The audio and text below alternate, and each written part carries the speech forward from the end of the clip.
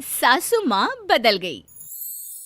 कहानी उस घर की है जहाँ बहू और बेटी को एक माना जाता था, लेकिन फिर अरे शिखा बेटा, तू रसोई में क्यों घुसी रहती है?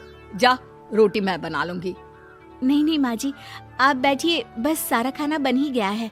श्वेता को बोल देती हूँ, वो खाना लगा देगी सबका। सॉरी भाभी, मेरे पास वक्त नहीं है। माँ, मुझे पैसे देना, पार्लर जाना है। हाँ हाँ चली जाना, भाभी को भी ले जाना। वो भी जाने को बोल रही थी पार्लर, पर पहले ना मदद कर दे उसके खाना लगाने में। देख माँ, वो बहू है, उसे बहू रहने देना, इतना सर पर मत चढ़ा भाभी को।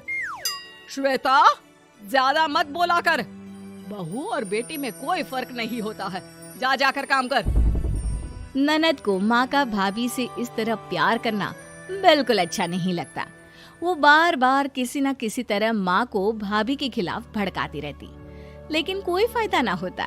एक रोज, अरे बेटे किशन, जा बहू को कहीं घुमा कर ला, सारा दिन घर में काम करती रहती है। हाँ हाँ माँ, हम लोग जा रहे हैं ना गोवा।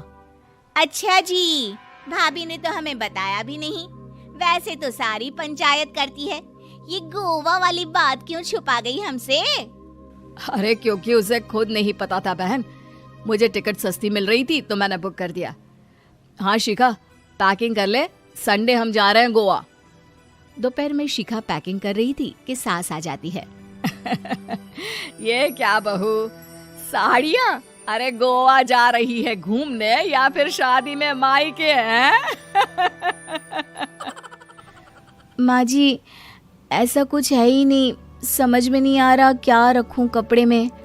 अरे तेरी और श्वेता की साइज तो एक ही है, उसके कुछ मॉडर्न कपड़े ले ले, आकर लौटा देना। हाँ माँ जी, ये ठीक रहेगा। शिखा श्वेता के पास जाती है और उससे कपड़े मांगती है। ना जी ना, मैं अपने कपड़े ना दूं, वैसे भी फैल जाएंगे मेरे कपड़े, बहुत महंगे वाले हैं। शिखा मुंह लटकाकर कमरे में आ जाती है तो सास कहती है, चल तैयार हो जा, तुझे मैं शॉपिंग करा कर लाती हूँ गोवा की। बस फिर क्या था, सास बहू निकल जाते हैं मार्केट और एक से बढ़कर एक ड्रेस खरीद कर घर आते हैं। पहले बता देती कि नए कपड़े दिलाने वाली है भाभी को, तो मैं अपने ही दे देती ना भाभी को, मुझे दिला देती नए कपड़े। देख श्वेता, परिवार का मतलब सबके साथ रहना होता है, ना कि सिर्फ अपना सोचना। वैसे भी तुझे अच्छे संस्कार सीखने चाहिए।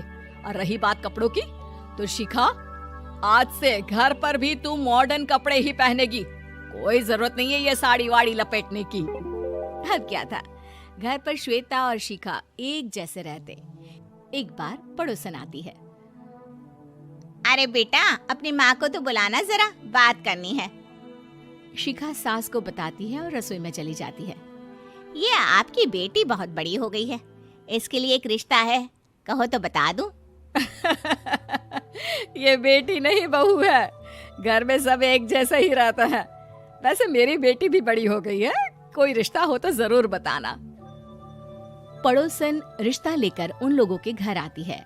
तब श्वेता की होने वाली सास कहती है, तो ये घर है, कितने मंजिल का है? और ये बहू ने आपकी क्या पहन रखा है, जीन्स टॉप?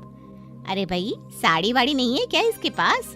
देखिए, सर्दी है तो साड़ी में बहू कैसे मैनेज करती, वैसे पहनती है साड़ी भी।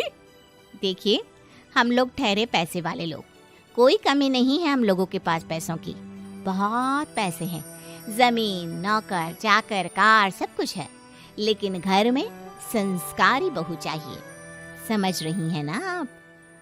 सास कुछ कहती कि श्वेता बोल पड़ती है, हाय रे, नौकर चाकर से लेकर जमीन, कार, पैसा, हाँ हाँ, मुझे रिश्ता मंजूर है, मंजूर है मुझे। अरे रुक जा श्वेता, मैं बात कर रही हूँ ना।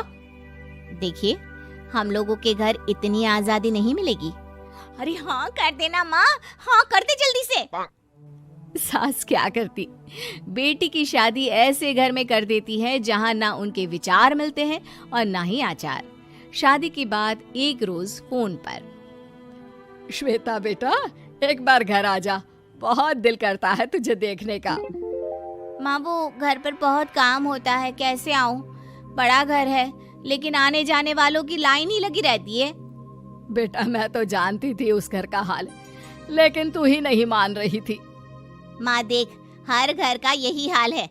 तेरी बेटी को यहाँ घूंघट हटाने की परमिशन नहीं है और एक तरफ भाभी स्कर्ट पहनकर घूम रही है। बेटा मुझे क्या पता था कि मेरी बेटी को ससुराल के नाम पर पिंजरा मिल जाएगा। अच्छा माँ, फोन रखती हूँ, सास को गर्मा गर्म रोटी खिलानी है।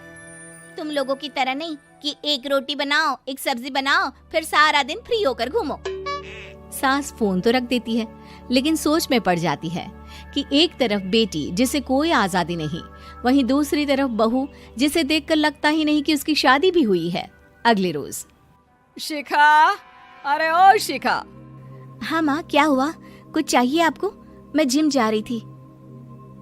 जिम के कपड़ों में बहू को देखकर सास को घूंघट में अपनी बेटी का ख्याल आता है। देख बहू, घर में बहू की तरह रहा कर। इतने टाइट कपड़े पहनकर जिम जाना पसंद नहीं मुझे। जा जाकर रोटी बना। रोटी? माँ अभी तो शाम के 6 बजे हैं, इस वक्त रोटी? अब क्या मेरे खाने पीने पर भी पहरा है? अरे जब मर्जी तब मैं अपने घर में खा भी नहीं सकती क्या? बहू को अजीब लगता है। वो समझ नहीं पाती कि जो सास कल तक इतनी सपोर्टिव थी, उन्हें अचानक से क्या हो गया। वो किचन में जाती है, गरम रोटी के साथ 2 तरह की सब्जी, रायता, सलाद सब लेकर सास के पास आती है। माँ जी, खाना। इतना सारा खाना? राक्षस समझा है क्या मुझे? रोटी मांगी थी मैंने गर्मा गर्म बस। पर माँ जी, रोटी खाती किससे आप? सब्जी तो बनानी थी ना। अरे भूख मर गई मेरी तेरी बहस से। जा जाकर काम कर, अंदर पूरी रसोई साफ कर। बहू अंदर चली जाती है। थोड़ी देर में श्वेता घर आती है। अरे शिखा, जल्दी से चाय ला, पकवान बना, मेरी बेटी आई है। अरे नहीं नहीं माँ, ड्राइवर बाहर खड़ा है। मैं तो घर का कोई सामान खरीदने के बहाने यहाँ आ गई हूँ, मुझे जाना होगा। अरे बेटा, पर कितने दिनों बाद देख रही हूँ तुझे, रहने आ जाना 2-4 दिन के लिए। आ जाऊंगी माँ, जब मेरी सास मरेगी तब।